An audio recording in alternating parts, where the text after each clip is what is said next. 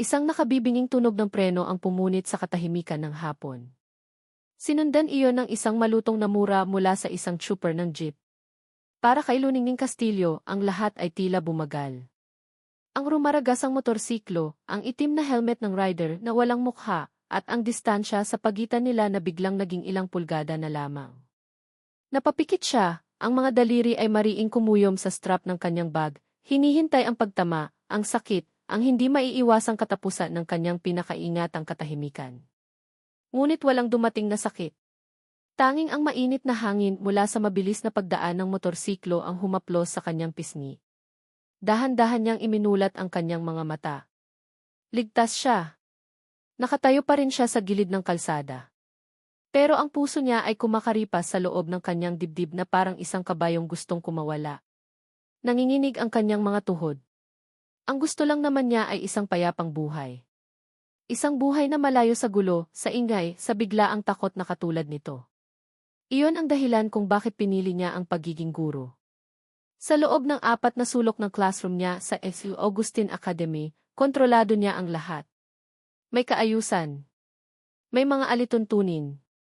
Doon, siya si Elise Castillo, isang guro sa English na istrikto pero patas, nirerespeto ng mga estudyante at pinagkakatiwalaan ng kanilang mga magulang. Iyon ang mundong binuo niya para sa kanyang sarili, isang maliit na kaharian na itinayo niya mula sa mga abo ng nasirang nakaraan ng kanyang pamilya. Isang nakaraang puno ng mga pangakong napako, ng mga pinagkakatiwalaang tumalikod, at ng isang amang namatay dahil sa bigat ng kabiguan.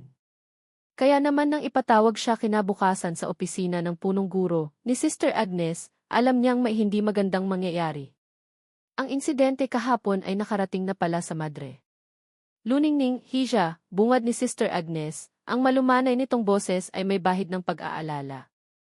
Nababahala ako sa nangyari sa'yo kahapon. Hindi na ito ang unang beses na may sumusunod sa'yo, hindi ba? Napayo ko si Ning. Totoo ang sinabi ng madre. Nitong mga nakaraang linggo, may pakiramdam siyang palagi siyang minamasdan. May mga kotseng mabagal na dumadaan sa tapat ng apartment niya sa gabi. Pakiramdam niya ay isa lamang iyong paranoia, bunga ng kanyang pag-iisa. Sister, kaya ko po ang sarili ko. Nag-iingat naman po ako, mahinang sagot niya. Yumaling si Sister Agnes. Alam ko, Hija. Pero hindi sapat ang pag-iingat. Ang board ng eskwelahan at ang isang anonymous benefactor na may malaking malasakit sa iyo ay nagdesisyon. Kailangan mong magkaroon ng personal security. Isang bodyguard.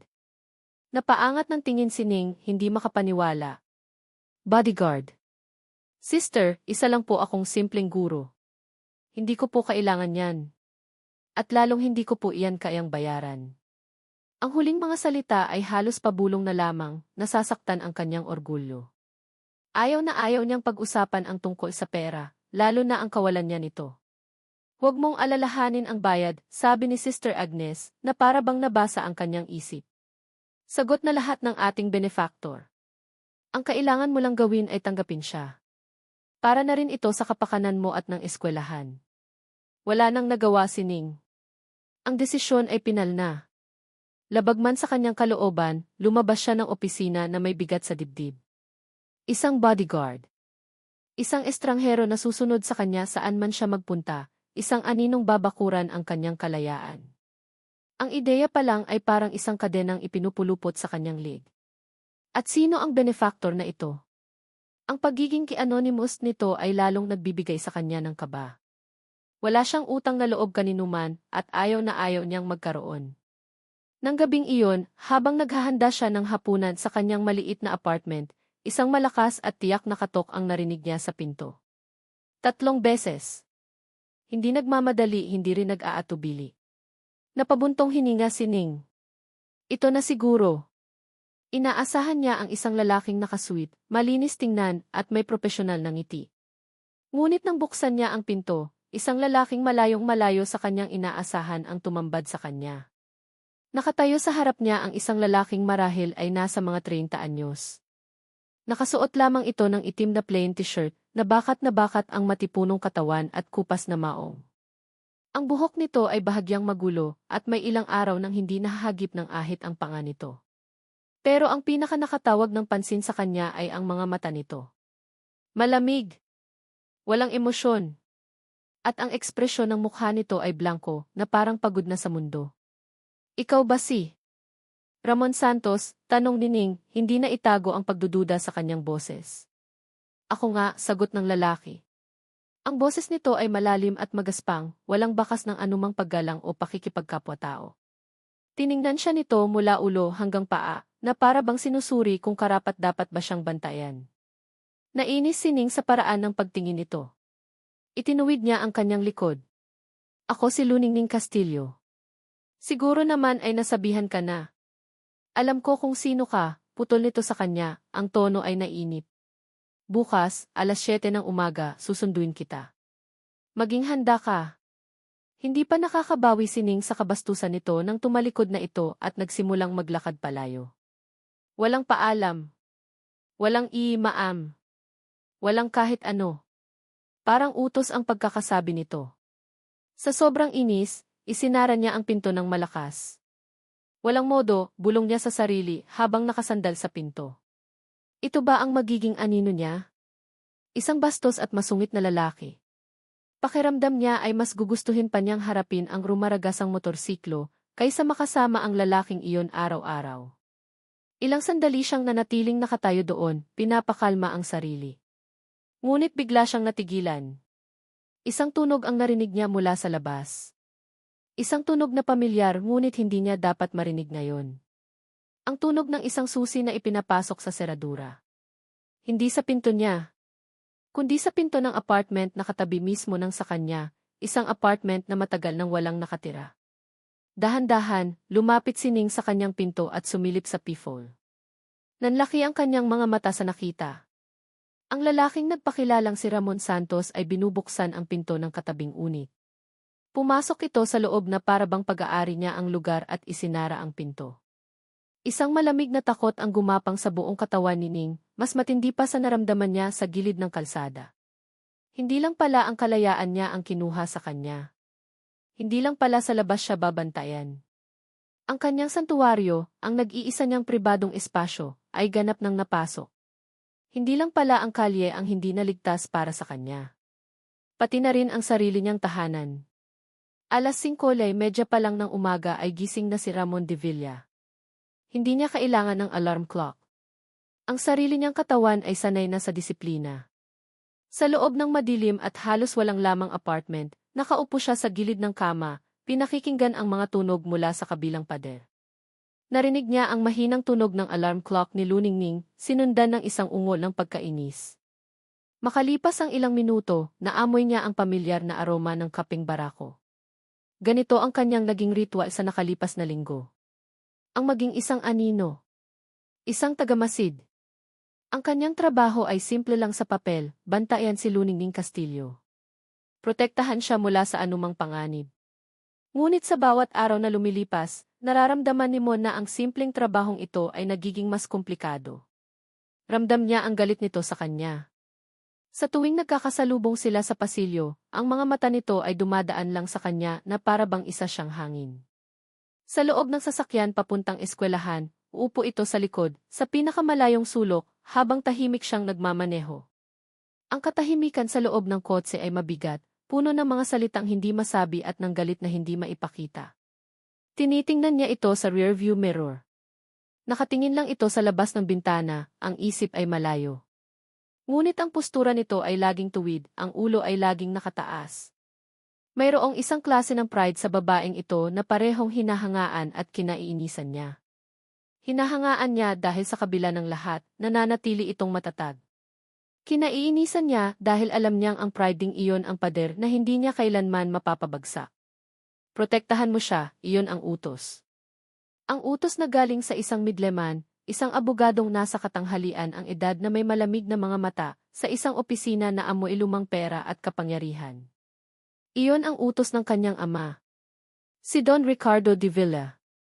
Ngunit para kay Mon, trabaho lang ito. Isang paraan para ilayo ang sarili sa pangalan ng kanyang ama, habang ginagawa ang isang bagay na alam niyang tama, ang protektahan ang isang inosenteng tao. Kahit na ang inosenteng taong iyon ay galit sa kanya.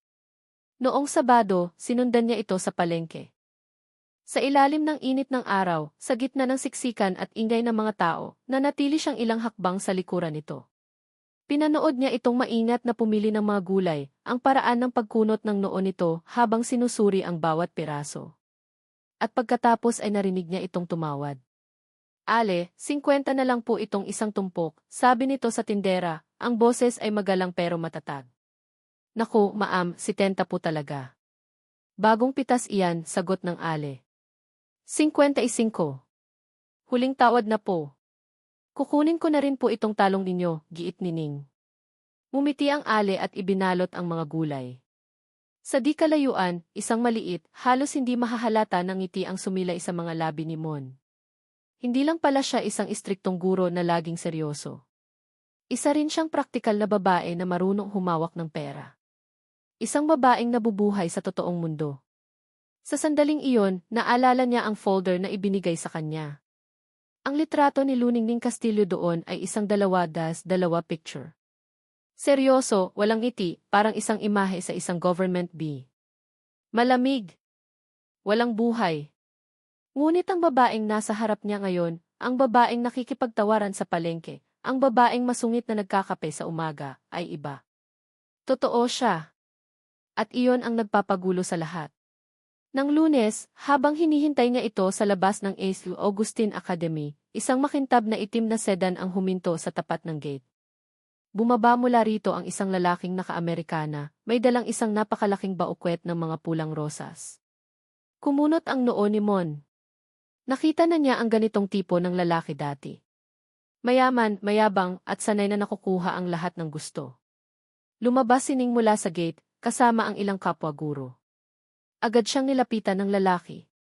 Ning, please. Mag-usap tayo, sabi ng lalaki na iniabot ang mga bulaklak. Tiningnan lang ni Ning ang mga rosas na parabang mga basura. Ang kanyang mukha ay naging kasing lamig ng yelo. Victor, sinabi ko na sa'yo, tapos na tayo. Umalis ka na. Isang hapunan lang, Ning. Para pag-usapan ang mga bagay-bagay ng maayos, pagpupumilit ni Victor Corpus. Hindi na sumagot si Ning. Nilagpasan niya lang si Victor at naglakad diretso papunta sa sasakyan kung saan siya naghihintay. Sumunod si Mon at pinagbuksan siya ng pinto sa likod. Bago siya pumasok sa driver's seat, sinulyapan niya si Victor. Nakatayo pa rin ito roon, hawak ang mga bulaklak, ang mukha ay pinaghalong inis at pagkahiya. Isang kakaibang pakiramdam ng kasiyahan ang naramdaman ni Mon. Nang makalayo na sila, nanatiling tahimik si Ning. Pero nakita ni Mon sa rearview mirror ang isang butil ng luha na mabilis niyang pinunasan. Sa sandaling iyon, ang galit niya ay hindi para kay Ning. Ang galit niya ay para kay Victor. Kinabukasan, naroon na naman si Victor, nag-aabang. Bago pa man makalabas si Ning, nilapitan na siya ni Mon. Itinago niya ang personal niyang nararamdaman sa likod ng isang propesyonal na maskara. Sir, simula niya, ang boses ay kalmado at kontrolado. Pinakiusapan po kayo ni Maam na huwag na siyang guluhin. Tiningnan siya ni Victor mula ulo hanggang paa, maihalong pangmamaliit. Sino ka ba para pagsabihan ako?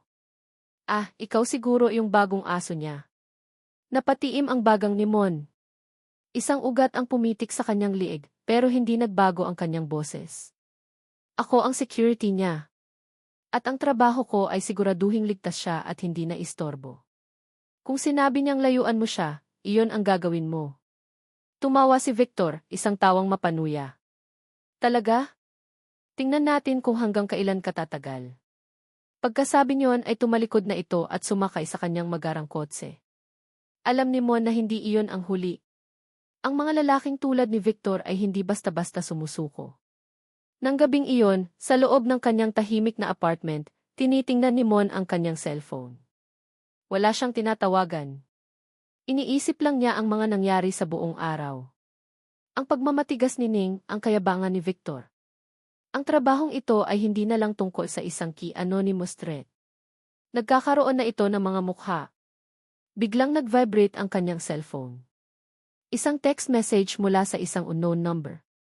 Binuksan niya ito. 2 pangungusap lang ang nakasulat, pero sapat na iyon para manlamig ang kanyang dugo. Gawin mo ng maayos ang trabaho mo, o baka ikaw ang pagsisihan niya. Napatitig siya sa screen. Hindi niya alam kung kanino galing ang mensahe. Galing ba ito sa mga tauhan ng kanyang ama, isang paalala na nakabantay sila? O galing ito kay Victor, isang direktang banta? Kinuyom niya ang kanyang kamao. Ang simpleng trabaho ay naging isang laro. At ngayon, hindi niya alam kung sino ang kalaban at sino ang kakampi. Ang tanging alam niya ay nasa gitna siya ng lahat ng ito, at ang babaeng natutulog lang sa kabilang pader ay ang premyo. O ang biktima. Pagod na pagod si Luningning nang makauwi mula sa eskwelahan. Isang mahabang linggo ng pag-check ng mga test paper at paghahanda para sa nalalapit na school event ang sumalubong sa kanya. Ang tanging gusto niya ay ang humilata sa kanyang sofa, magtimpla ng mainit na tsaa, at kalimutan kahit saglit ang lahat, kasama na ang anino niyang si Ramon Santos. Gaya ng dati, inihatid siya ni Mon hanggang sa tapat ng kanyang pinto. Hindi ito nagsasalita, nanatili lang itong nakatayo roon, nagmamasid, hanggang sa maipasok niya ang susi sa seradura. Ngunit nang pihitin niya ang door knob, bumukas ito ng walang kahirap-hirap. Hindi nakalock. Napatigil si Ning. Sigurado siya, 100%, na nilock niya ang pinto kaninang umaga. 2 beses pa niya itong sinuri, gaya ng lagi niyang ginagawa. Isang ugali na nakasanayan na niya dahil sa pag-iisa. May problema ba? Tanong ni Mon mula sa kanyang likuran. Ang malalim na boses nito ay nagpabalik sa kanya sa kasalukuyan. Dahan-dahan niyang itinulak ang pinto. Ang unang bumungad sa kanya ay ang kadiliman. Hindi niya binuksan ang ilaw. Ang tanging liwanag ay nagmumula sa hallway. At sa liwanag na iyon, nakita niya ang mga anino sa loob ng kanyang apartment, mga aninong wala dapat doon. Ang mga unan ng sofa ay nasa sahig. Ang mga libro mula sa kanyang estante ay nakakala. May pumasok sa kanyang bahay.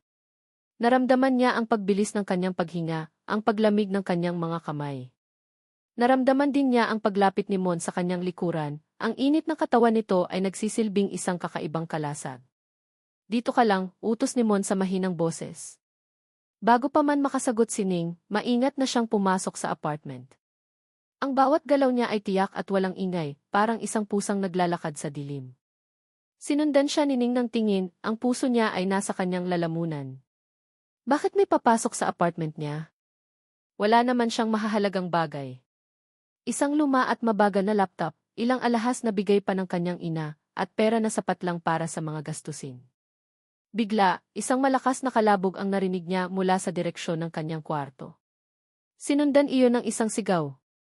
Ning, lumabas ka, sigaw ni Mon. Pero huli na ang lahat. Isang figura ng isang lalaking nakaitim na bonnet ang mabilis na lumabas mula sa kwarto, patakbo papunta sa direksyon niya. Sa sobrang gulat, napaurong si Ning, pero natalisod siya sa isang nakakalat na libro. Bumagsak siya sa sahig. Nakita niya ang lalaki na papalapit, may hawak na isang bagay na kumikinang sa dilim, isang maliit na patalim.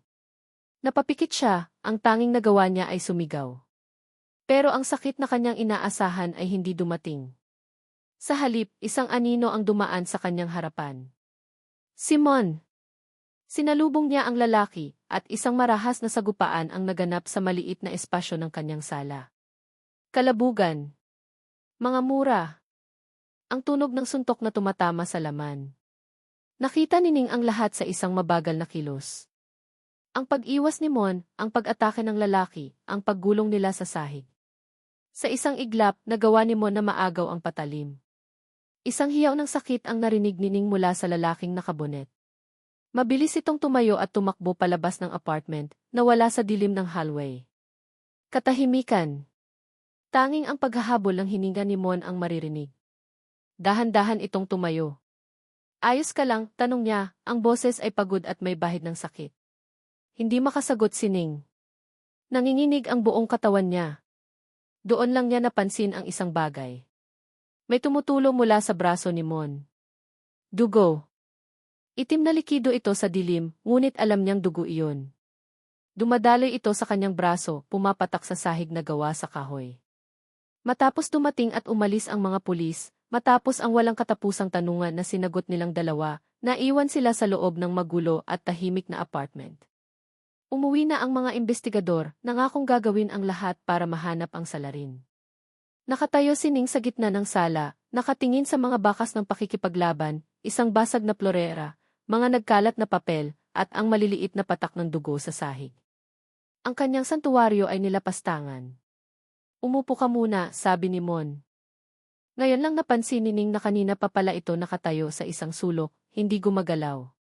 Ang braso mo, sabi ni Ning, ang boses ay nanginginig pa rin. May sugat ka. Tiningnan ni Mon ang kanyang braso na para bang ayon lang din niya ito napansin. Isang mahabang hiwa, hindi malalim pero patuloy pa rin sa pagdurugo. Wala to, sabi niya. Hindi pinansin ni Ning ang sinabi niya. Pumasok siya sa banyo at kinuha ang kanyang first aid kit. Walang salitang lumapit siya kay Mon. Umupo ka, utos niya, sa pagkakataong ito ay mas matatag na ang kanyang boses. Nagulat si Mon sa kanyang tono pero sumunod ito. Umupo ito sa isang silya sa kusina. Kinuha ni Ning ang bulak at alkohol at dahan-dahang sinimulang linisin ang sugat. Napangiwi si Mon nang dumampi ang basang bulak sa kanyang balat. Sorry, bulong ni Ning. Ayos lang, sagot ni Mon nakatingin sa sahig. Sa unang pagkakataon, magkalapit sila ng hindi dahil sa trabaho. Magkalapit sila sa isang paraan na intimate at personal. Nakikita ni Ning ang mga litid sa kanyang braso na bahagyang tumitigas sa tuwing idinidiin niya ang bulak na may alkohol. Nakikita niya ang maliliit na peklat sa kanyang mga kamao, mga marka ng mga laban na hindi niya alam. At sa unang pagkakataon, nakita niya ang kanyang mga mata ng malapitan, mga matang nakapako sa sahig, umiiwas sa kanyang tingin na parabang nahihiya sa sitwasyon. Ang lalaking ito, na kinaiinisan niya nitong mga nakaraang araw, ang lalaking itinuring niyang isang bastos at walang modong anino, ay nasugatan dahil sa kanya. Inilagay nito ang sarili sa pagitan niya at ng panganib ng walang pag-aalinlangan. Hindi iyon ang kilos ng isang taong ginagawa lang ang kanyang trabaho. Iyon ay kilos ng isang taong nagpoprotekta. Maingat niyang tinalian ang dulo ng benda. Natapos na siya, pero hindi niya magawang bawiin kaagad ang kanyang mga kamay. Ang katahimikan sa pagitan nila ay hindi na katulad ng dati. Hindi na ito puno ng inis o awkwardness. Ngayon, ito ay puno ng isang emosyong hindi niya mapangalanan. Salamat, halos pabulong niyang sabi. Ang simpleng salita ay tila hindi sapat. Kung hindi ka dumating hindi niya natapos ang sasabihin. Tumingin lang ito sa kanya, isang mabilis na sulyap, bago ibinalik ang tingin sa sahig. Isang tahimik na tango lang ang isinagot nito. Trabaho lang, tila iyon ang sinasabi ng kanyang mga mata, pero may iba siyang naramdaman. Tumayo si Ning at kumuha ng basahan at isang maliit na palanggana ng tubig. Sinimulan niyang punasan ang mga patak ng dugo sa sahig. Sa bawat pagpunas, sinusubukan niyang burahin hindi lang ang mansa, kundi pati na rin ang takot na nanunuot pa rin sa kanyang mga buto. Kailangan niyang kumilos. Kailangan niyang ibalik ang kaayusan sa kanyang magulong apartment, sa kanyang magulong buhay. Habang nakayuko siya, isang kamay ang biglang pumigil sa kanyang kamay. Nag-angat siya ng tingin. Nakatayo si Mon sa tabi niya, ang mga mata nito ay seryoso at nakatitig ng diretso sa kanya. Ang pagkakahawak nito ay mahigpit ngunit hindi masakit. Habang nandito ako, walang mangyayaring masama sa'yo, sabi nito, ang bawat salita ay mabagal at may bigat. Pangako. Natigilan si Ning. Nakatitig lang siya sa mga mata nito, mga matang dati malamig at walang emosyon, pero ngayon ay may nakikita siyang determinasyon. Isang pangako. At sa isang iglap, sa gitna ng kanyang magulong apartment at wasak na pakiramdam ng seguridad, ang pangakong iyon ang naging tanging bagay na pinanghawakan niya. Lumipas ang ilang araw mula ng gabing iyon ng takot at dugo. Nagbago ang lahat sa pagitan nila ni Mon, ngunit sa isang paraan na hindi kayang isalarawan ni Luningning sa mga salita. Ang dating mabigat at puno ng inis na katahimikan sa loob ng sasakyan ay napalitan ng isang komportableng katahimikan. Minsan, nahuhuli niya ang sarili niyang hindi na umuupo sa pinakalikurang sulok. Umuusog na siya ng kaunti papalapit sa gitna. Isang hapon, habang nagmamaneho sila pauwi, nagsalita si Mon. Isang bagay na hindi niya inaasahan. Malapit na ang undas, sabi nito, ang tingin ay nasa daan. Gusto mo bang dumalaw sa mga magulang mo? Natigilan si Ning. Hindi niya alam ni Mon na wala na ang kanyang mga magulang, at lalong hindi niya alam kung saan sila nakalibing. Ngunit naalala niya, Kasama pala sa profile na ibinigay sa kanya ang lahat ng impormasyon tungkol sa kanya. Sa halip na mainis, isang kakaibang pakiramdam ng pasasalamat ang kanyang naramdaman. Tumango siya. Sana, mahina niyang sagot. Kinabukasan, Sabado, imbes na sa eskwelahan ang kanilang punta, ang sasakyan ni Mon ay bumaybay patimog, papalabas ng magulong Metro Manila. Habang nasa biyahe, walang nagsasalita sa kanila. Ngunit sa pagkakataong ito, binuksan ni Mon ang radyo. Hindi ang mga maiingay na pipi songs. Mga lumang kanta mula sa dekada 90, mga esikhi na madalas pakinggan ng kanyang ama.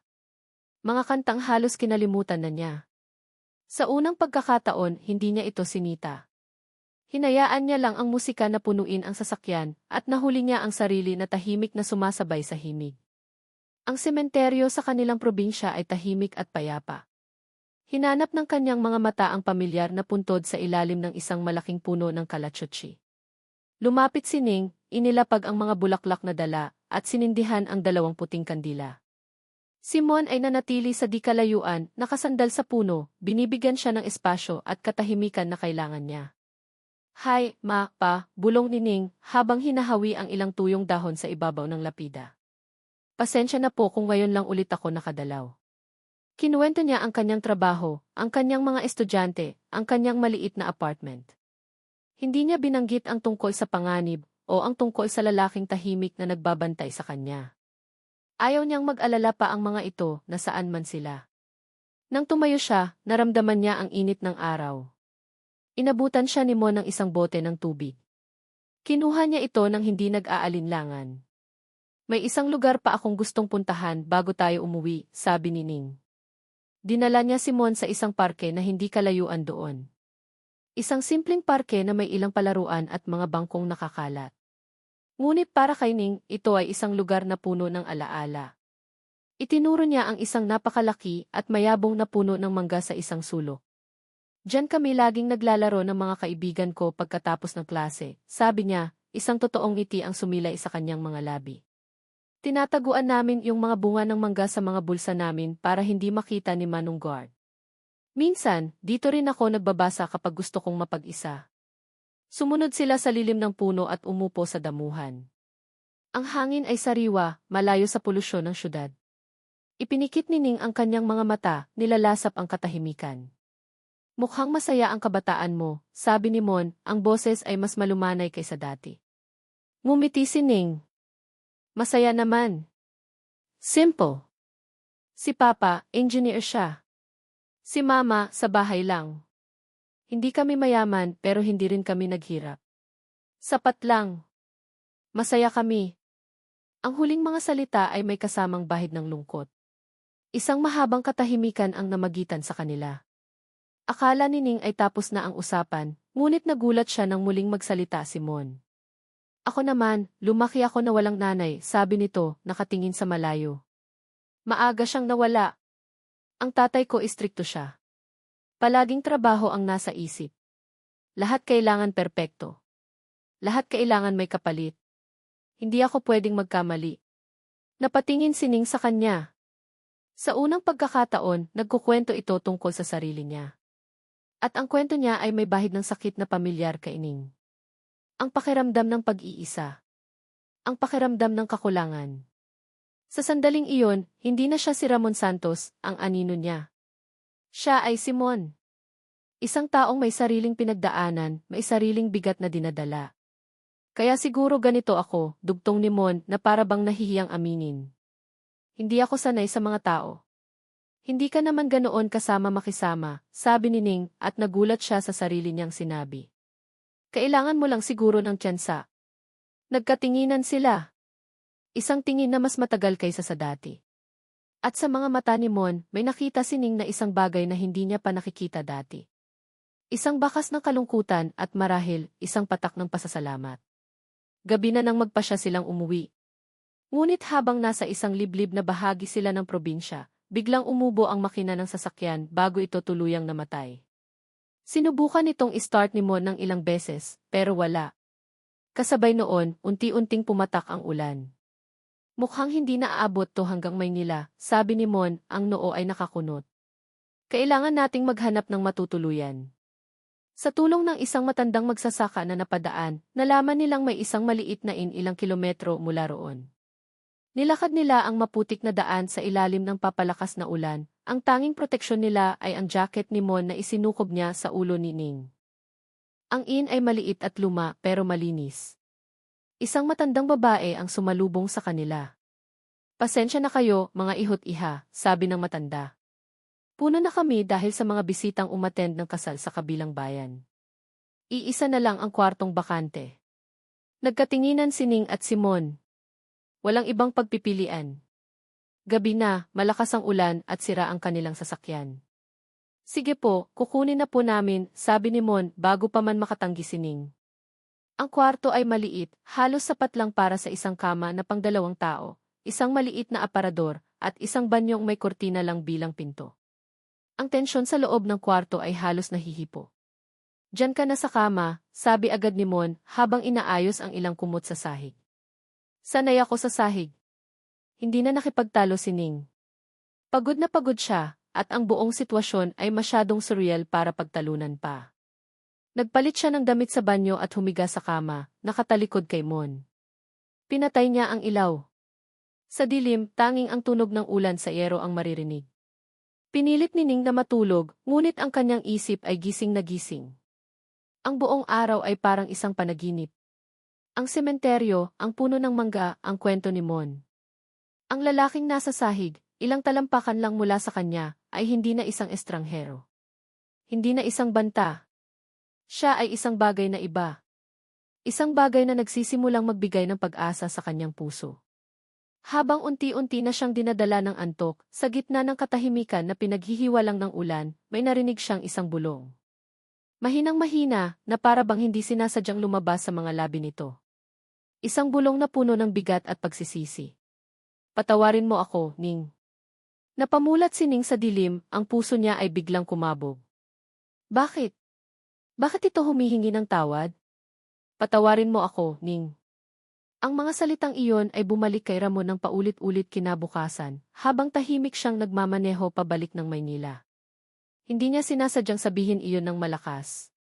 Iyon ay isang dasal, isang bulong na para lang dapat sa kanyang sarili, ngunit kumawala ito sa kanyang mga labi sa dilim ng gabing iyon. Ang biyahe sa probinsya, ang pag-upo sa ilalim ng puno ng mangga, ang makita si Ning nang umiti ng totoo sa unang pagkakataon, lahat ng iyon ay isang matamis na lason. Habang mas nakikilala niya ang babae, mas bumibigat ang kasinungalingang pasan-pasan niya. Ang bawat tawa nito ay isang sampal sa kanya. Ang bawat sandali ng namumuong tiwala nito ay isang karayom na tumutusok sa kanyang budhi. Paano niya sasabihin dito na ang mundong pinagtataguan nito ay ang parehong mundong pinanggalingan niya? Na ang kapangyarihan at kayamanang kinamumuhian nito ay dumadaloy sa kanyang dugo. Pagdating nila sa Maynila, naramdaman niya ang pagbabalik ng pader sa pagitan nila. Bumalik na sila sa realidad. Siya ay si Ramon Santos, ang bodyguard. At siya ay si Luningning Castillo, ang guro na kailangan niyang protektahan mula sa mga panganib, kasama na ang sarili niya. Kinabukasan, habang nasa labas siya ng apartment at umiinom ng kape, tumunog ang kanyang cellphone. Isang numero na hindi nakasave sa kanyang contacts, ngunit kabisado niya. Ang numero ng kanyang ama. Ano nang nangyayari riyan? Bungad agad ni Don Ricardo de Villa, ang boses ay malamig at walang pasensya. May nangyaring insidente sa apartment ng babae. Bakit ngayon ko lang nalaman? Nakontain na ang sitwasyon, kalmadong sagot ni Mon, kahit na nararamdaman niya ang pag-igting ng kanyang mga panga. Walang nangyari sa kanya. Gusto kong malaman ang lahat, Ramon.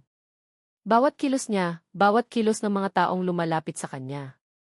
Lalo na ang Victor Corpus na iyan. Huwag mong kalimutan kung bakit ka nandyan. Alam ko ang trabaho ko, mariing sagot ni Mon. Isang mapanuyang tawa ang narinig niya mula sa kabilang linya. Talaga bang alam mo? O baka naman nakakalimutan mo na kung sino ka? Baka nadadala ka na sa simpleng buhay na iyan. Anak kita, Ramon. Huwag mong kalimutan yan. Pagkatapos ng tawag, halos mabasag ni Mon ang hawak niyang tasa. Ang boses ng kanyang ama ay isang paalala ng kanyang kulungan. Isang gininto ang kulungan pero kulungan pa rin. Tila narinig ng langit ang pangalan ni Victor dahil kinahapunan, naroon na naman ito sa tapat ng 8th Augustine Academy. Ngunit sa pagkakataong ito, hindi ito lumapit kay Ning sa labas. Nagawa nitong makapasok sa campus, dala-dala ang isang peking ngiti at isang dahilan na may kinalaman daw sa mga lumang papeles ng negosyo ng ama ni Ning. Pinanood sila ni Mon mula sa di kalayuan. Nakita niya kung paano pilit nang umiti si Ning habang kinakausap si Victor.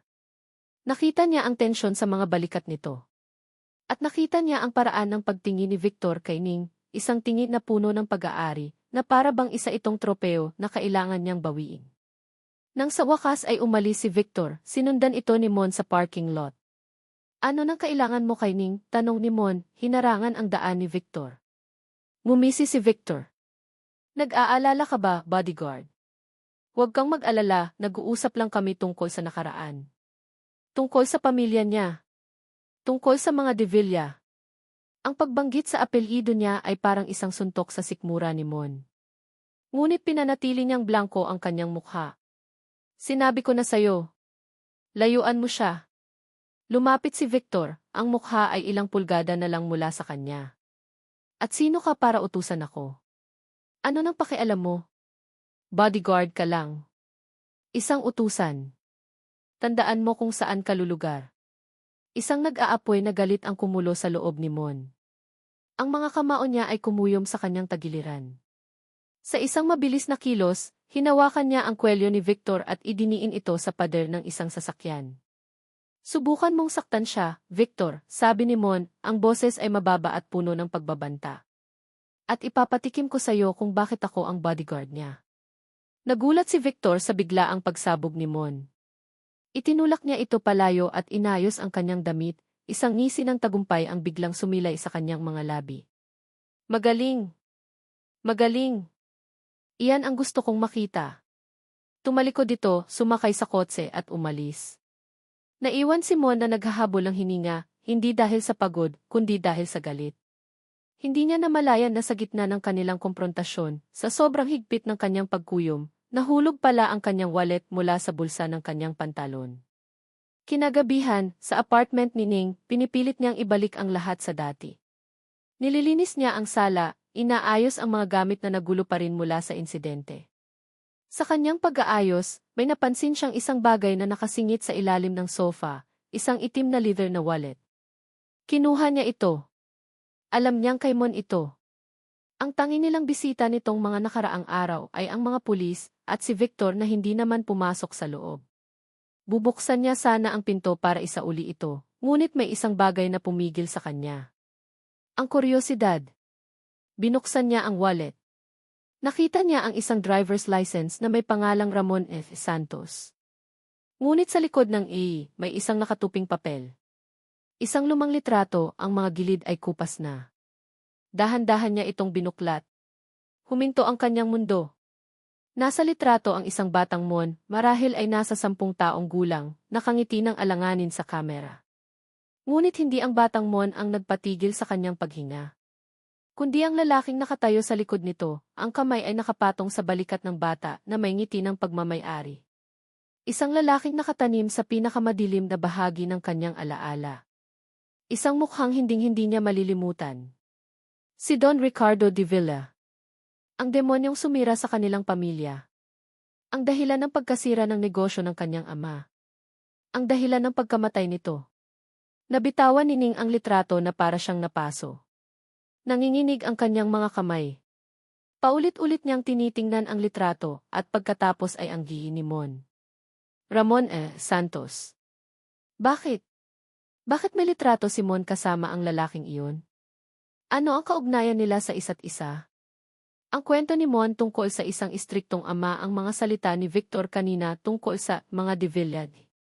Lahat ng mga piraso ay biglang nagkadugtong-dugtong sa kanyang isip. Bumubuo ng isang imahe na ayaw niyang makita. Ang anonymous benefactor na may walang katapusang pondo. Ang biglaang pagdating ni Mon sa buhay niya. Ang kanyang kaalaman tungkol sa mga bagay na pribado. Ang kanyang mga salita sa ilalim ng puno ng mangga. Ang kanyang bulong sa dilim. Patawarin mo ako, Ning. Hindi iyon isang bulong ng pagsisisi. Iyon ay isang pag-amin.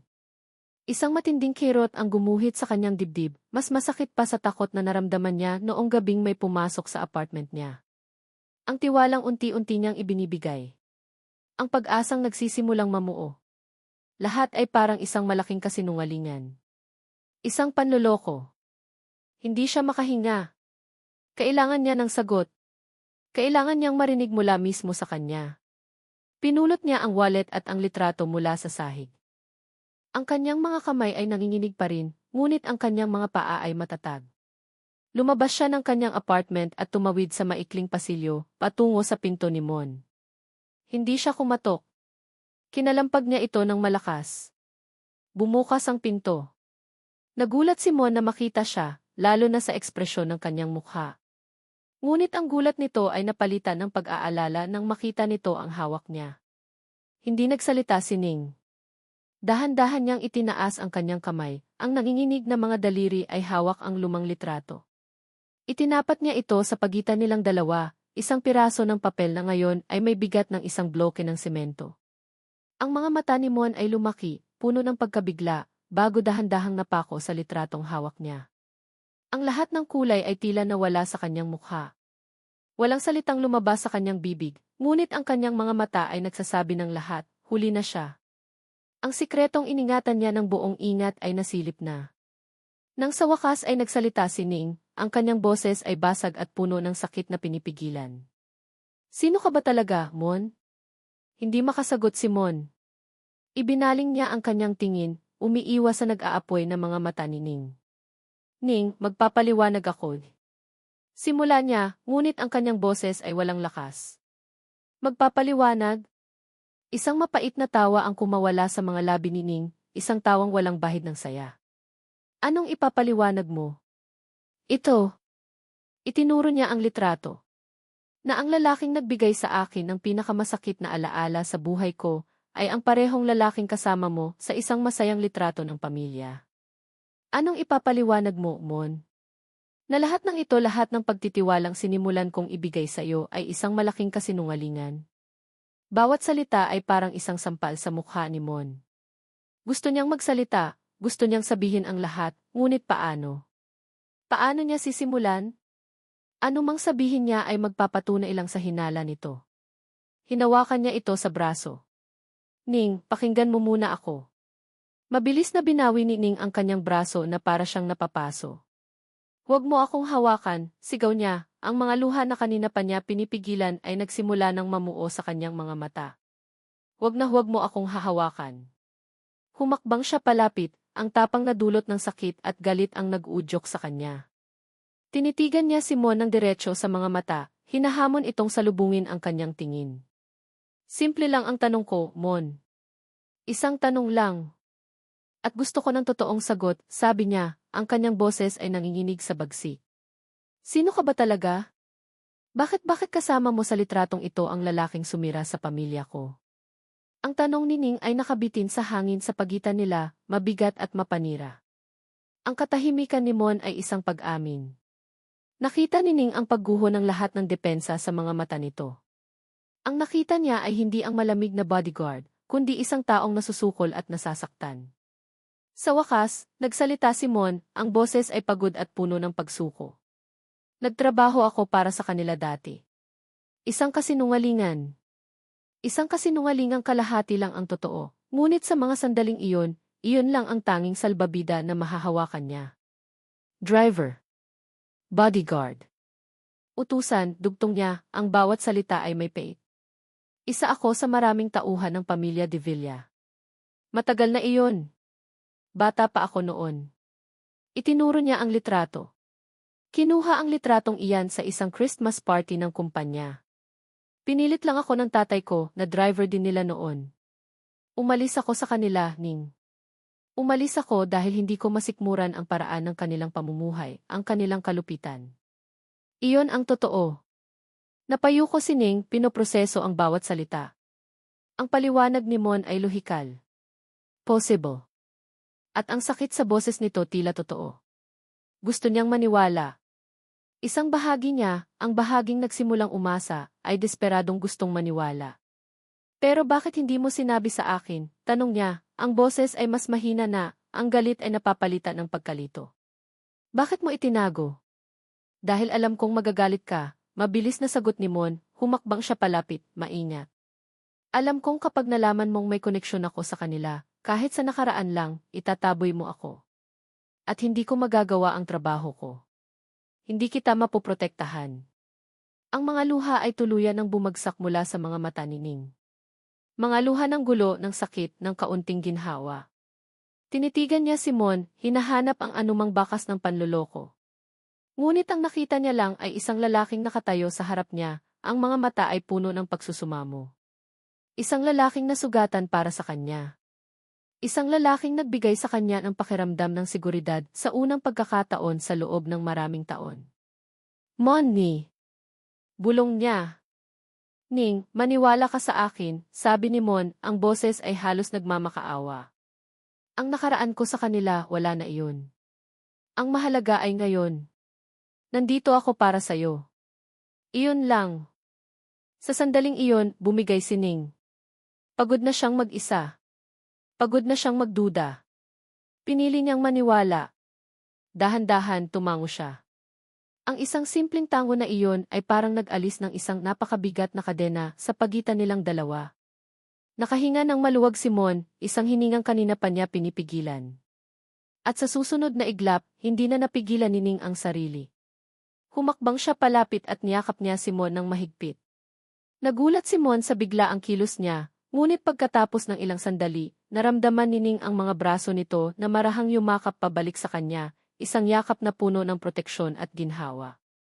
Naramdaman niya ang pagtibok ng puso nito sa kanyang dibdib, mabilis at malakas. Nang maghiwalay sila, ang mga mukha nila ay ilang pulgada na lang ang pagitan. Nagtama ang kanilang mga mata.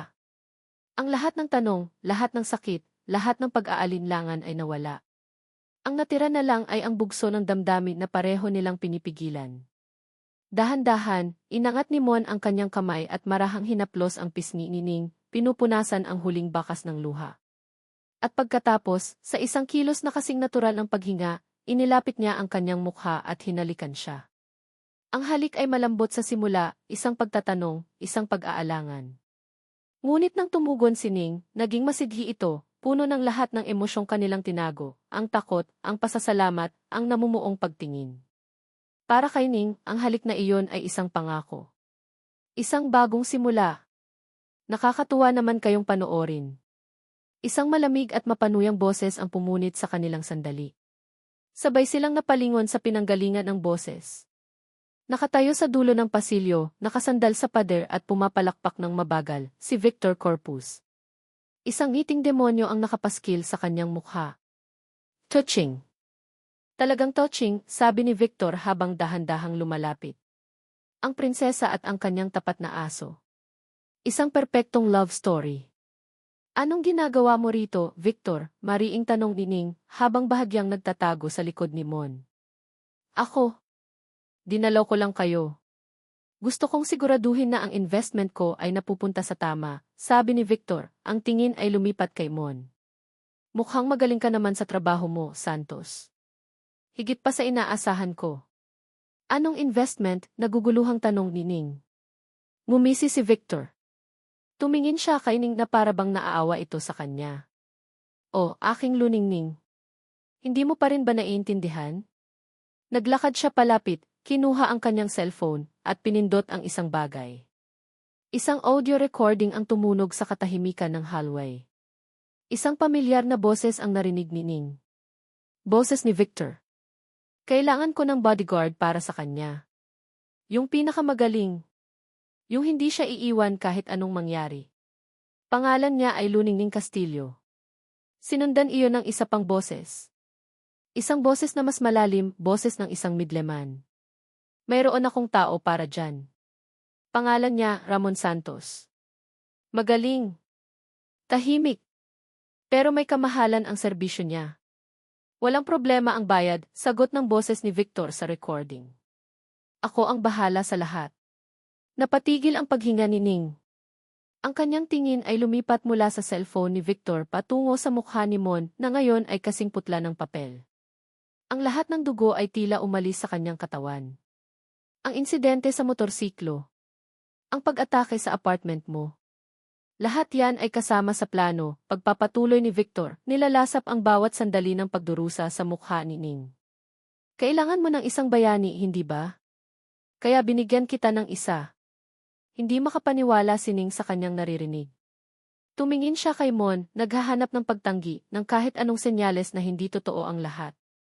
Ngunit si Mon ay nakatayo lang doon, hindi makagalaw, ang mukha ay isang maskara ng pagkagapi. Tinanong mo ba siya, Ning, kung sino talaga ang nagbabayad sa kanya para bantayan ka? Tanong ni Victor, ang kanyang boses ay isang lason na bumubulong sa tenga ni Ning. Hindi ang anonymous benefactor ng eskwelahan mo. Hindi isang misteryosong anghel. Ako. Humakbang siya palapit kay Ning. Ako. Ginawa ko ang lahat ng ito para sa'yo. Ang mundo ni Ning ay gumuho sa pangalawang pagkakataon sa loob lamang ng isang oras. Ang halik na kanina lang ay simbolo ng pag-asa, ngayon ay naging marka ng pinakamatinding kataksilan. Ang lalaking pinili niyang pagkatiwalaan ay isa palang kasangkapan. Isang bayad na tauhan. Isang tauhan ng lalaking kinamumuhian niya. Ang kanyang tingin ay lumipat mula sa nagwawaging mukha ni Victor patungo sa nagdurusang mukha ni Mon. Ang pag-ibig na nagsisimula palang mamukadkad sa kanyang puso ay biglang naging abo, napalitan ng isang malamig at matalim na puot. Hindi na narinig ni Mon ang pag-alis ni Victor. Hindi na niya naramdaman ang paglamig ng hangin sa pasilyo. Ang tanging nakikita niya ay si Ning. Ang babaeng ilang minuto lang ang nakalipas ay nasa kanyang mga bisig, ngayon ay nakatayo na parang isang estatwang gawa sa yelo, ang mga mata ay puno ng isang bagay na mas masakit pa sa galit, isang ganap na kawalan. Ang pag-asa na sumilay sa mga matang iyon kanina ay patay na. At siya ang pumatay nito. Pumasok si Ning sa kanyang apartment nang hindi tumitingin sa kanya. Isinara niya ang pinto ng walang ingay. Walang kalabog. Walang sigaw. Ang tahimik na pagsasara ng pintong iyon ay mas malakas pa sa anumang sampal. Iyon ang tunog ng isang tuluyang pagtatapos. Ning, tawag ni Mon, kumatok siya sa pinto. Ning, pakinggan mo ako. Hindi ganoon ang nangyari. Walang sagot. Ning, please, buksan mo ang pinto. Mag-usap tayo. Ang boses niya ay nagmamakaawa, isang bagay na hindi niya kailanman ginawa sa buong buhay niya. Nakatayo siya sa labas ng pinto sa loob ng isang oras. Kumakatok. Nagsasalita. Nagmamakaawa. Ngunit ang tanging sumasagot sa kanya ay ang nakabibinging katahimikan mula sa loob. Sa huli, napasandal na lang siya sa pader sa tapat ng pinto, ang ulo ay nakayuko sa pagkatalo. Ang bawat kasinungalingan na binitiwan niya ay bumalik para sakalin siya. Sa loob ng apartment, nakaupo si Ning sa sahig, nakasandal sa pinto. Niyayakap niya ang kanyang mga tuhod, nanginginig. Ang bawat katok ni Mon, ang bawat salita niya, ay parang mga martilyong pumupukpok sa kanyang dibdib. Paano siya naging ganito katanga? Paano siya nagpadala sa ilang matatamis na salita at isang halik? Naramdaman niyang isa siyang laruan. Isang chess piece sa laro ng dalawang lalaki. Si Victor, na ginagamit ang pera at kapangyarihan para pilitin siyang bumalik. At si Mon, ang tauhan na sumusunod lang sa kung sino ang nagbabayad. Ang buong key pag-aalalat nito, ang key proteksyon, ang key pangako, lahat pala ay may presyo. At si Victor ang nagbayad noon. Kinabukasan, hindi siya lumabas ng kanyang apartment. Tumawag siya sa eskwelahan at sinabing may sakit siya. Hindi niya kayang harapin ang mundo. Hindi niya kayang harapin si Mon. Nang sumunod na araw, kailangan na niyang pumasok. Nang buksan niya ang pinto, naroon si Mon. Nakatayo sa labas ng pinto nito, nag-aabang.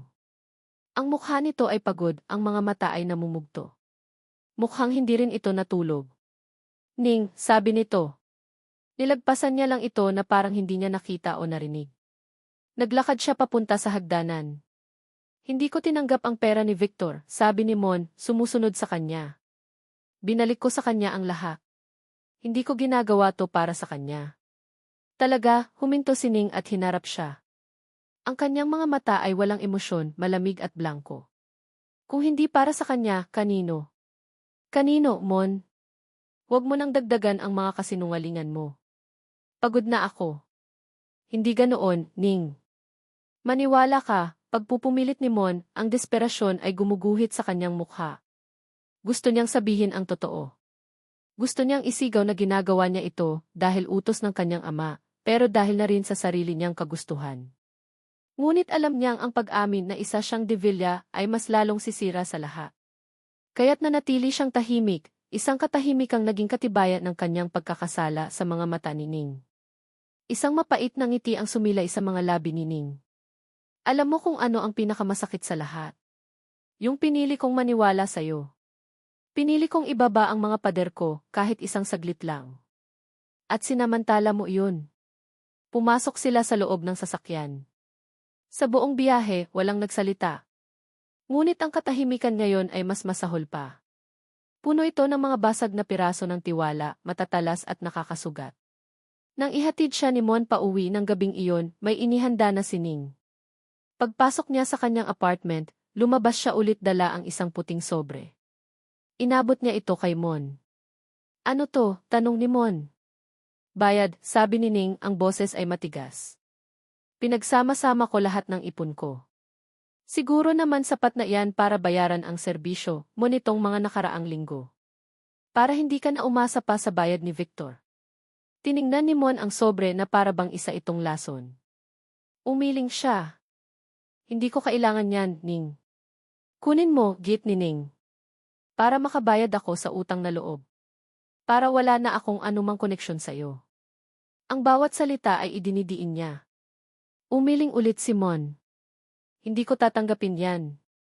Ang pasensya ni Ning ay tuluyan ng nawala. Binuksan niya ang sobre, kinuha ang makapal na bungkos ng pera sa loob, at inihagis ito sa mukha ni Mon. Nagkalat ang mga pera sa sahig ng pasilyo. Mga 1,000 piso, 500. Ang pinagpagura ni Ning sa loob ng maraming buwan. Ang simbolo ng kanyang kalayaan.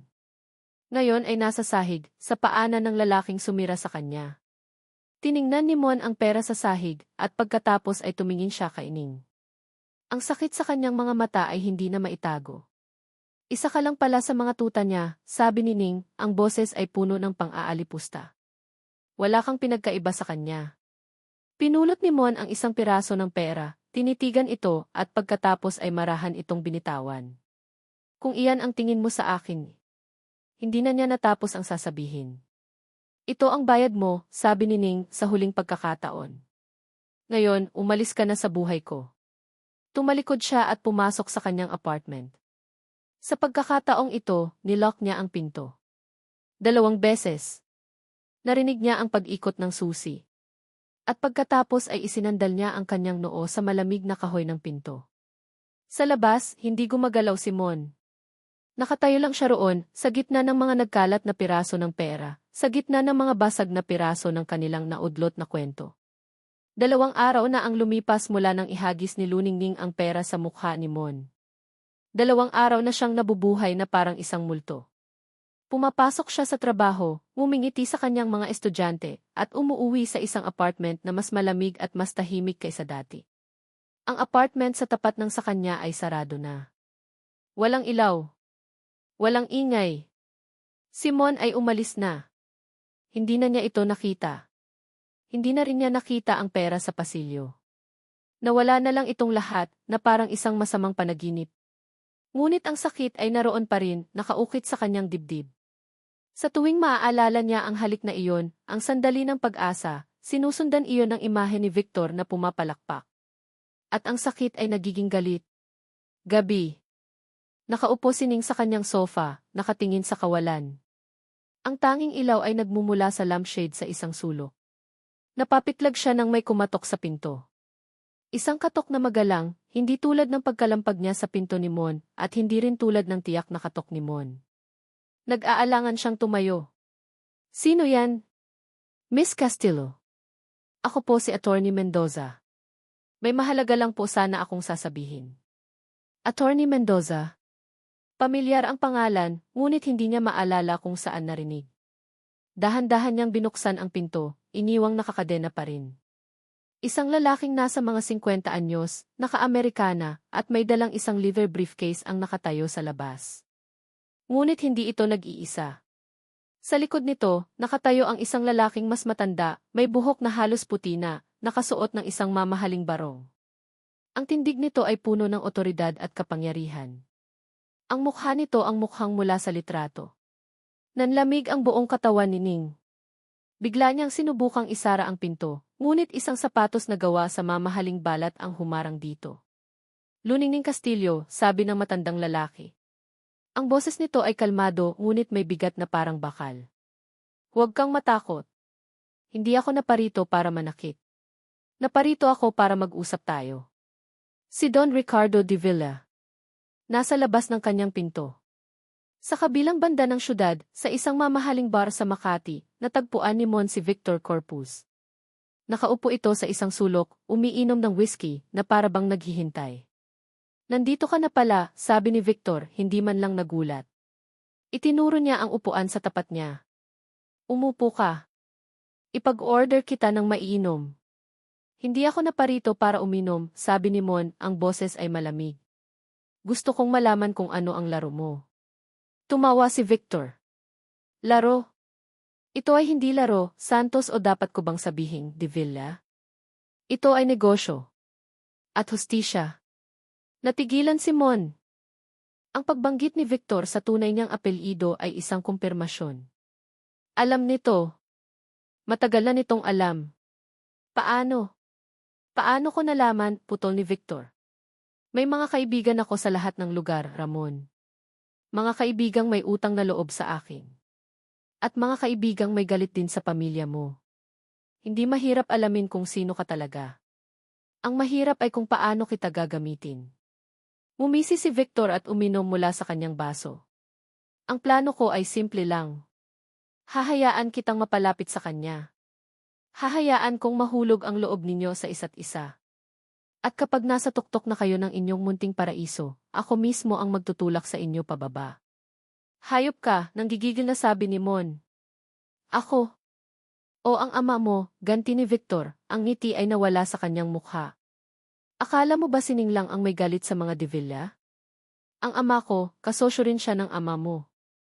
At tulad ng ama ni Ning, tinraidor din siya. Mas malala pa. Ibinagsak niya kami hanggang sa wala kaming matira. Si Luningning ang perpektong pain. Ang perpektong paraan para saktan ka, at para saktan din ang ama mo sa paraang hindi niya malilimutan, ang makitang wasak ang sarili niyang anak. Noon naintindihan ni Mon ang lahat. Hindi lang ito tungkol sa selos o pagmamahal kay Ning. Ito ay isang matagal ng planong paghihiganti. Isang laro na mas malaki pa kaysa sa inaakala niya. At siya at si Ning ang mga sakripisyo. Sisirain kita, Ramon de Villa, sabi ni Victor, ang mga mata ay nag-aapoy sa galit. Sisirain kita, gamit mismo ang babaeng mahal mo. Napatayo si Mon, ang mga kamay ay nakakuyom.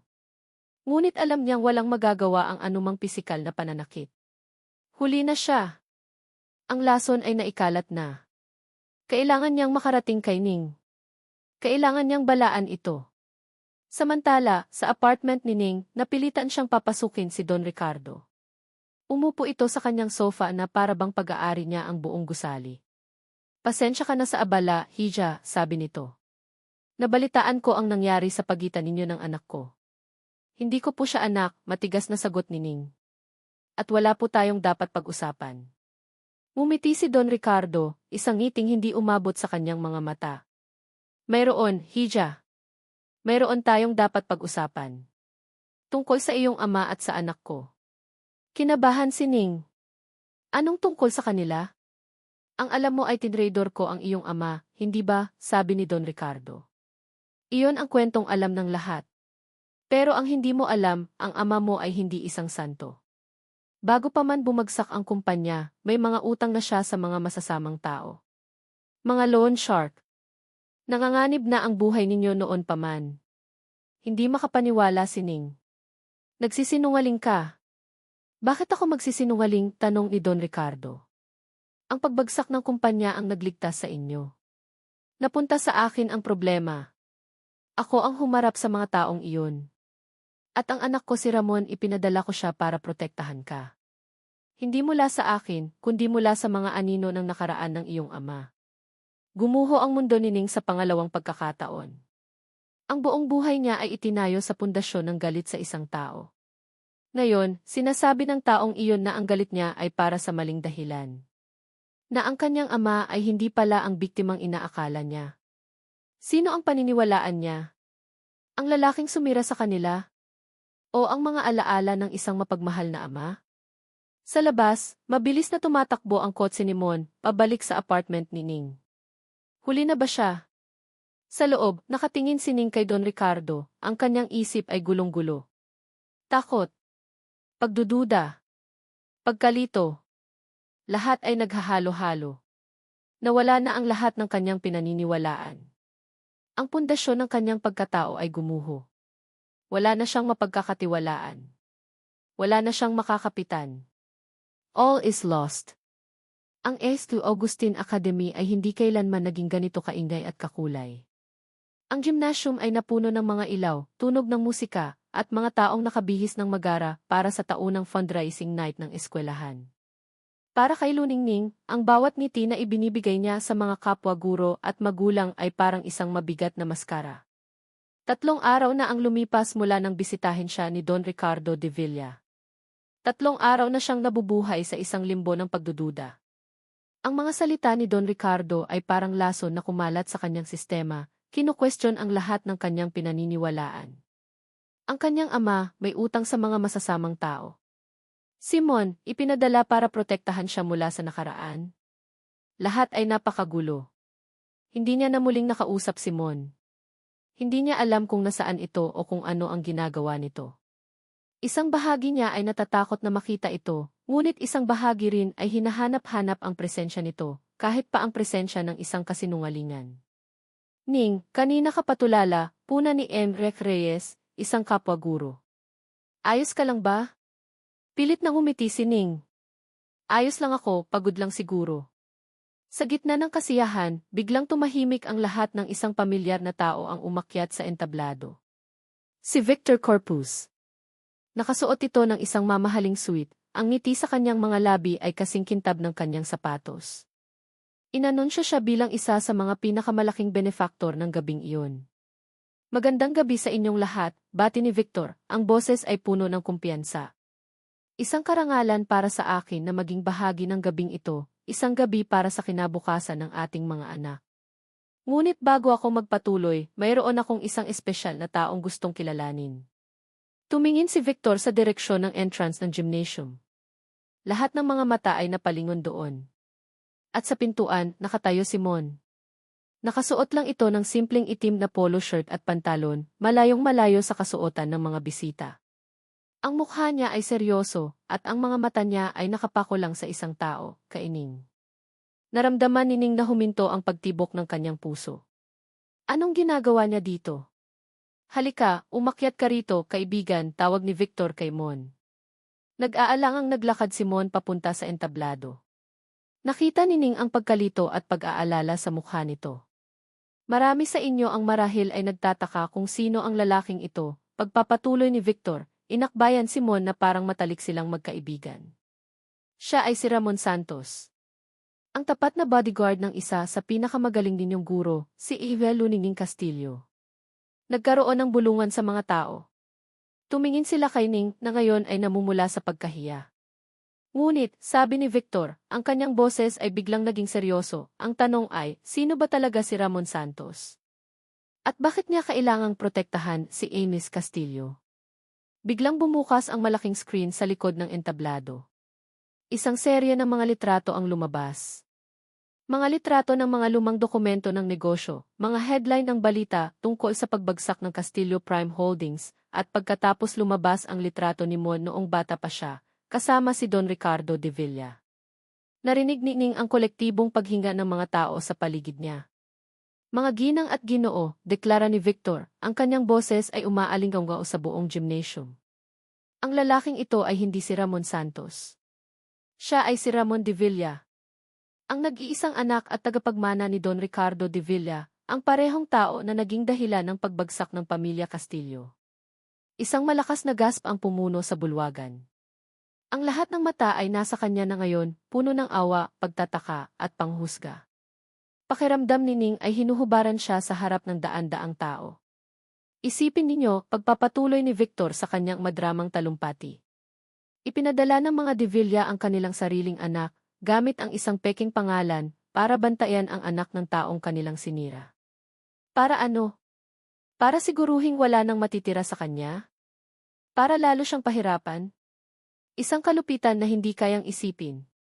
Hindi na makahinga si Ning. Ang mga salita ni Don Ricardo ay bumalik sa kanya, nakikipaglaban sa mga akusasyon ni Victor. Sino? Sino ang nagsasabi ng totoo? Tumingin siya kay Mon na nakatayo sa entablado na parang isang estatwang binuhusan ng malamig na tubig.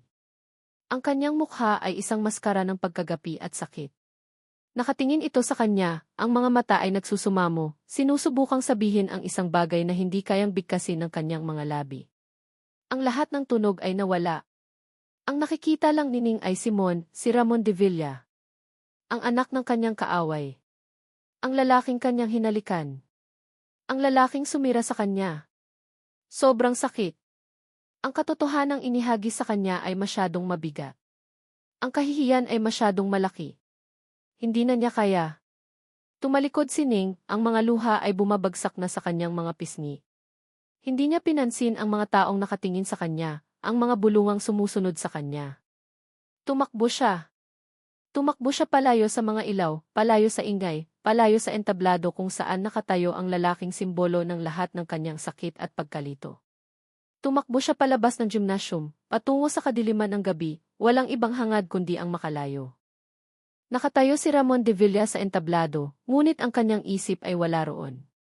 Sinundan ng kanyang mga mata ang papalayong anyo ni Ning, bawat hakbang nito palayo ay parang isang punyal na lalong bumabaon sa kanyang puso. Ang ingay ng mga bulungan sa paligid niya ay parang isang malayong ugong na walang kahulugan. Talunan siya. Sa laro ni Victor, sa laro ng kanyang ama, talunan siya. Ayan na, mga kaibigan, sabi ni Victor, ibinabalik ang atensyon ng lahat sa kanya. Ang trahedya ng isang babaeng niloko ng pamilyang pumatay sa kanyang ama. Isang kwentong dapat nating tandaan. Tumigil ka na, Victor. Ang boses ay hindi galing kay Mon. Galing ito sa entrada ng gymnasium. Isang boses na kalmado, makapangyarihan at puno ng pang-uyam. Lahat ay napalingon. Nakatayo roon si Don Ricardo de Villa, nakangiti habang marahang pumapalakpak. Magaling na palabas, di si Corpus, sabi ni Don Ricardo habang naglalakad papalapit sa entablado. Ang mga tao ay otomatikong nagbibigay daan sa kanya na para siyang isang hari. Magaling. Ngunit tila may kulang sa iyong kwento. Nagulat si Victor sa biglaang pagdating ni Don Ricardo. Nawala ang kanyang kumpiyansa. Anong ginagawa mo rito? Sinira mo ang gabi ko, sagot ni Don Ricardo. At sinisira mo ang pangalan ng pamilya ko. Hindi ko pwedeng palampasin yan. Umakyat siya sa entablado at kinuha ang isa pang mikropono. Tiningnan niya si Victor, pagkatapos ay ang kanyang anak. Ngunit si Mon ay hindi na nakatingin sa kanya. Nakatingin ito sa pinto kung saan tumakbo si Ning. At sa sandaling iyon, may nagbago sa loob niya. Ang sakit.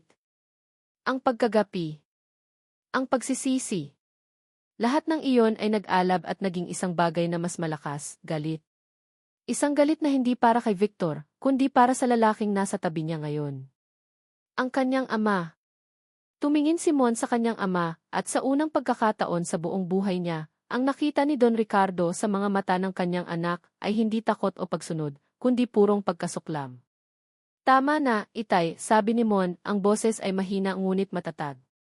Kinuha niya ang mikropono mula sa kamay ni Victor. Ang buong gymnasium ay natahimik, nag-aabang. Gusto ninyong malaman ang totoo, tanong ni Mon sa mga tao. Hindi ito kwento ng paghihiganti. Hindi ito kwento ng panloloko. Ito ay kwento ng isang makasariling ama na hindi kayang tanggapin na ang anak niya ay ayaw ng maging anino niya. Napatingin siya kay Don Ricardo, ang mga mata ay nag-aapoy. Ipinadala niya ako. Pero hindi para saktan si Ning. Ipinadala niya ako para bantayan siya, para hanapin ang mga ari-arian na itinago raw ng kanyang ama, para makuha ang lahat hanggang sa huling sentimo. Ganyan siya. Ang lahat ay tungkol sa pera. Ang lahat ay tungkol sa kapangyarihan. Ramon, tumigil ka, sigaw ni Don Ricardo, ang kalmadong maskara ay nagsisimula ng magkalamat. Hindi, sigaw pabalik ni Mon. Tapos na akong manahimik. Pagod na akong maging tau-tauhan mo. Pagod na akong maging isang De Villa. Humarap siya sa mga tao, ang kanyang boses ay nanginginig sa tindi ng emosyon. Nagsinungaling ako kay Ning. Itinago ko kung sino ako. At iyon ang kasalanan ko. Aaminin ko iyon. Pero ang pag-aalaga ko sa kanya, ang pagprotekta ko sa kanya, lahat ng iyon totoo. Lahat ng iyon galing dito, sabi niya habang itinuturo ang kanyang puso. Lumakad siya palapit kay Don Ricardo. Ang sabi mo, ang pagbagsak ng kumpanya ni Ace Castillo ang nagligtas sa kanila mula sa mga loan shark. Isa na namang kasinungalingan. Ikaw ang nag-set up sa kanya.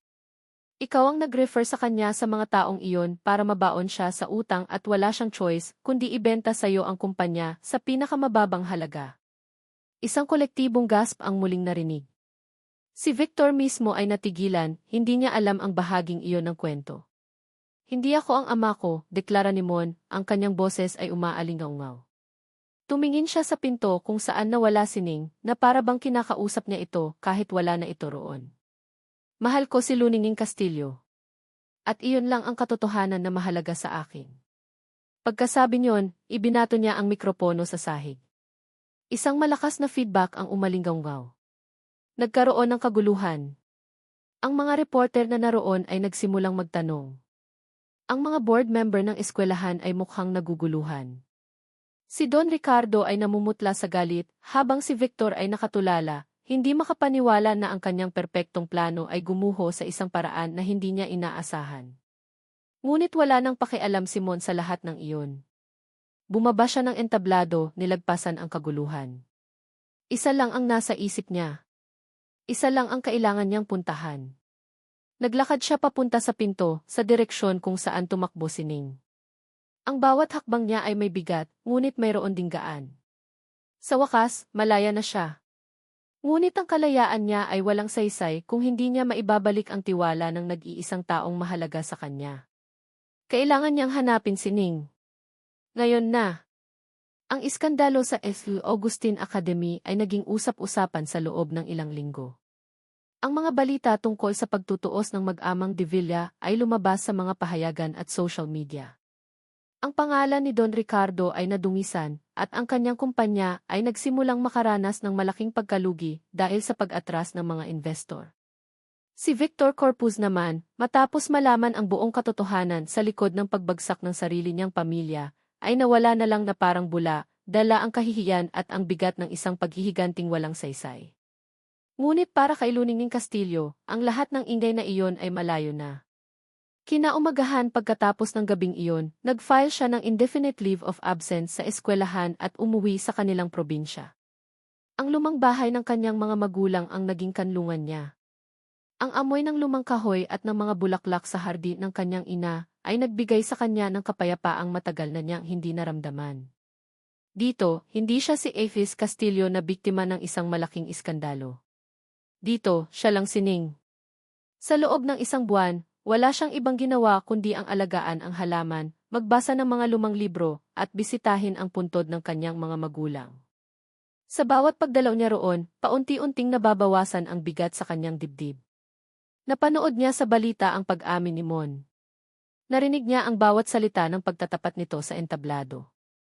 Ang galit na naramdaman niya noon ay unti-unting napalitan ng isang komplikadong emosyon, pagkaunawa, awa, at isang bakas ng paghanga sa tapang nito. Isang hapon, habang nakaupo siya sa sementeryo, kinausap niya ang puntod ng kanyang ama. Papa, patawarin niyo po ako, bulong niya. Patawad po kung sa sobrang galit ko sa mundo, nakalimutan kong ang mahalaga ay kung paano niyo ako pinalaki, nang may pagmamahal at dignidad.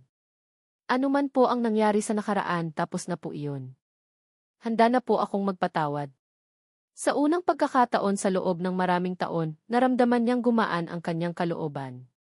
Ang pagpapatawad ay hindi para sa mga taong nakasakit sa kanya. Ito ay para sa kanyang sarili. Sa Maynila, ibang-iba ang naging buhay ni Ramon De Villa. Tinanggihan niya ang lahat ng koneksyon sa kanyang ama. Gamit ang kaunting pera na naipon niya mula sa mga sideline, bago pa man siya kunin ulit ng ama niya, umupa siya ng isang maliit na kwarto sa isang lugar na malayo sa Makati. Tinanggal na niya ang A. De Villa sa kanyang pangalan sa isip niya. Siya na ulit si Mon. Natagpuan niya ang trabaho sa isang maliit na talyer. Ang kanyang mga kamay na dati isa na ilang humawak ng manibela ng magagarang kotse o manuntok, ngayon ay natutong humawak ng grasa at mga kasangkapan. Ang trabaho ay mahirap at marumi, ngunit sa bawat pagod sa pagtatapos ng araw, mayroong isang klase ng kasiyahan. Ito ay sa kanya. Pinaghirapan niya. Hindi niya sinubukang tawagan o hanapin si Ning. Alam niyang kailangan nito ng espasyo. Alam niyang kailangan muna niyang ayusin ang sarili niya bago siya magkaroon ng karapatang humarap ulit dito. Isang araw, matapos ang isang buwan at kalahati, naglakas loob siyang sumulat. Isang sulat kamay. Hindi niya alam kung saan ito ipapadala, ngunit nalaman niya mula kay Sister Agnes na palihim niyang tinawagan na nasa probinsya si Ning. Ning. Hindi ko alam kung paano sisimulan ito. Ayoko nang humingi ng tawad dahil alam kong kulang ang salitang iyon. Gusto ko lang malaman mo na maayos na ako. Nagtatrabaho ako sa isang talyer dito sa Quezon City. Masaya naman. Payapa. Sana ay maayos ka rin. Sana ay nahanap mo na ang kapayapaan na matagal mo nang hinahanap. Hindi ako hihingi ng kahit ano.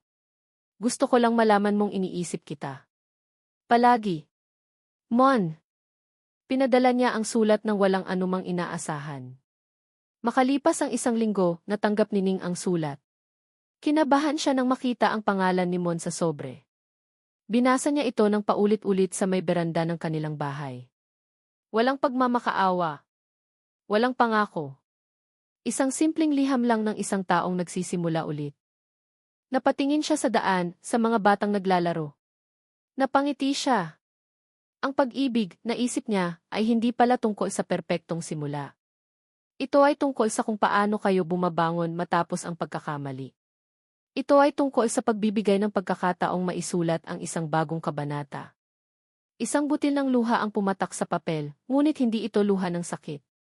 Ito ay luha ng pag-unawa, ng pagtanggap, at ng isang bagong pag-asa. Dahan-dahan siyang tumayo, pinunasan ang kanyang mga luha. Pumasok siya sa loob ng bahay. Kinuha niya ang kanyang bag at ang susi ng lumang kotse ng kanyang ama. Mayroon siyang isang desisyon na ginawa. At ang desisyong iyon ay magdadala sa kanya pabalik sa Maynila. Ang amoy ng grasa at nag-aapoy na metal ang sumalubong kay luninging pagbaba niya ng taxi.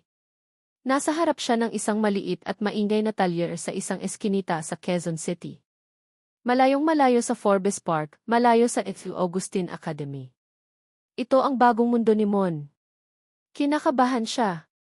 Hindi niya alam kung ano ang sasabihin o gagawin. Paano ba sinisimulan ang isang bagay na minsan nang nawasak? Sa ilalim ng isang nakataas na kotse, may isang lalaking nakahiga sa isang gumugulong na higaan, abala sa pag-aayos ng kung ano sa ilalim. Ang suot nito ay isang sando na dating puti, ngunit ngayon ay puno na ng mansa ng langis, at isang kupas na pantalon. Ang mga braso nito ay matipuno at puno ng grasa. "Excuse me po," sabi ni Ning sa isang mekaniko na nagpupunas ng kamay sa malapit. "Nandyan po ba si Mon?" "Mon?" tanong ng mekaniko. "Ah, si Ramon." "Teka lang." "Hoy, Mon. May bisita ka." Dahan-dahang lumabas ang lalaki mula sa ilalim ng kotse. Umupo ito at nang makita kung sino ang bisita niya, natigilan ito. Ang mga mata nito ay nanlaki sa gulat. Pinunasan nito ang kanyang mga kamay sa isang maruming basahan na para bang nahihiya sa kanyang itsura. "Ning," sabi ni Ramon, ang pangalan niya ay halos pabulong na lumabas sa mga labi nito. "Anong ginagawa mo rito?" Hindi sumagot si Ning. Ngumiti lang siya. Isang maliit, totoong ngiti. Nag-usap sila sa isang maliit na karinderya sa tapat ng talyer. Ang mga upuan ay plastik, ang mesa ay may takip na huling pinunasan noong isang linggo pa. Ngunit para sa kanila, ito ang pinakamagandang lugar sa mundo. "Natanggap mo ang sulat ko," sabi ni Mon na siyang bumasag sa katahimikan. Tumango si Ning. "Natanggap ko." Isang mahabang katahimikan na naman. Pareho silang hindi alam kung paano magpapatuloy. "Kamusta ka?" sabay nilang tanong sa isa't isa, at pagkatapos ay sabay din silang natawa. Isang tawang alanganin, ngunit totoo. "Nauna ka na," sabi ni Ning. Huminga ng malalim si Mon. "Maayos na ako. Ang trabaho mahirap. Pero masaya." Sa unang pagkakataon, pakiramdam ko, pag-aari ko ang buhay ko. Hindi na ako nakatali sa pangalan o sa pera ng iba. Ikaw, kamusta ka? Maayos na rin, sagot ni Ning. Nagpatawad na ako, Mon. Para sa kanila at para sa sarili ko. Handa na akong bumalik sa Maynila. Handa na akong magsimula ulit. Muli silang natahimik. Tinitigan ni Mon ang kanyang mga kamay na magaspang at may mga kalyo. Ning, lahat ng kasinungalingan ko, lahat ng sakit na naidulot ko sa iyo, naiintindihan ko kung hindi mo ako. Mon, putol ni Ning sa kanya. Inabot niya ang kamay nito sa ibabaw ng mesa. Nagulat si Mon sa pagdampi ng malinis na kamay ni Ning sa marumi niyang kamay. Tapos na iyon. Ang mahalaga ay kung ano ang gagawin natin ngayon. Tumingin si Mon sa kanya, ang mga mata ay puno ng pag-asa na maihalong takot. Handa ka na bang makilala si Ramon? Ngumiti si Ning. Handa na akong ipakilala sa iyo si Ning. Matapos ang kanilang pagkain, naglakad sila sa isang kalapit na parke. Ang parehong parke kung saan sila minsan nag-usap sa ilalim ng puno ng mangga ay nasa kabilang dulo ng kanilang nakaraan. Ngayon, nasa isang simpleng parke sila sa gitna ng syudad, kasama ang mga batang naghahabulan at mga matatandang nagsitsismisan. Umupo sila sa isang bangko, magkatabi, pinapanood ang paglubog ng araw. Hindi na nila kailangang magsalita. Ang kanilang presensya sa tabi ng isa't isa ay sapat na. Ang pagtanggap. Ang pangalawang pagkakataon. Nang sa wakas ay tumayo sila para umuwi, inabot ni Mon ang kamay ni Ning. Sa pagkakataong ito, hindi ito nag-alinlangan. Hinawakan niya ito ng mahigpit.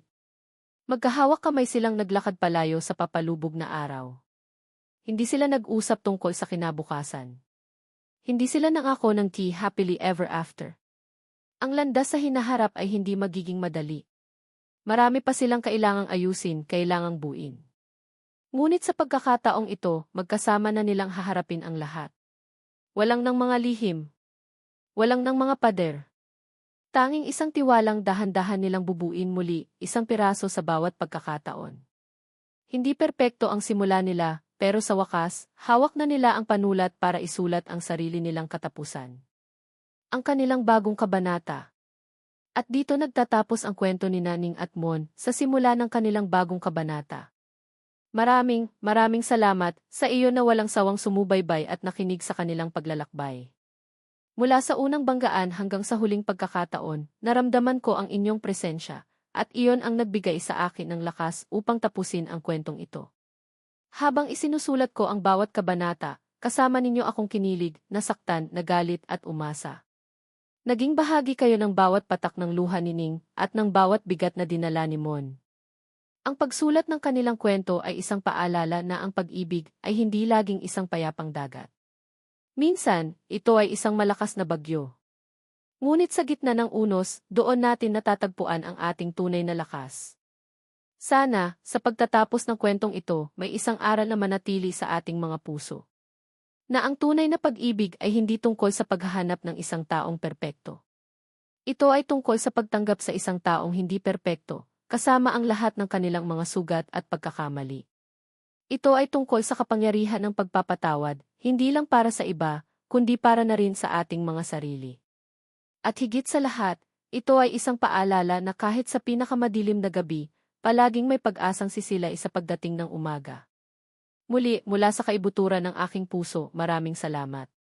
Hanggang sa ating susunod na kwento.